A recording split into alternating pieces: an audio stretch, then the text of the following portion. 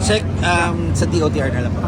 Kay Sek Banoy. Sek, marami pong nagrereklamong mga kababayan natin, lalo na dyan sa PITX, kasi nagtaas daw po yung mga mga bus companies ng kanilang pamasahe. Ay naka-freeze, pinreeze po ni Pangulong Marcos yung pagtaas ng fare. So ano po ang magiging aksyon ng LTFRB at ng Tama po, DOT? nakarating sa amin yung ulat na yan. Ang sabi nga ng ating Pangulo, ipagpaliban muna natin yung pagtataas ng pasahe. Kaya inaapura natin yung pagbigay ng subsidiya, mga iba't ibang programa ng ating gobyerno. So ngayon po nakadeploy po ang ating mga LTFRB personnel.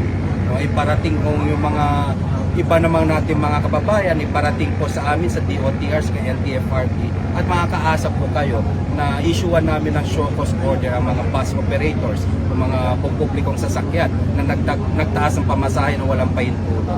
Pero makikiusap na rin po kami sa ating mga bus operators, mga transport na public utility vehicles operators natin na huwag na sila magtaas ng pasahe natin.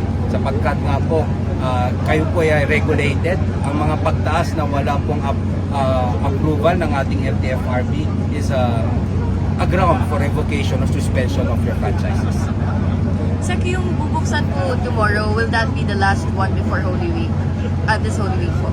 Yes, the last one before Holy Week. Pero madami pa pong In the next weeks. in the next week, madami pa pong Secretaries, on new investments, ano yung mga major choke points, at least in Luzon, that you see that's choking the logistics, transport sector, and how much investments would we need in those Well, major ang areas? pinakamalaking choke point is the Maharlika Highway system from North Luzon to Mindanao.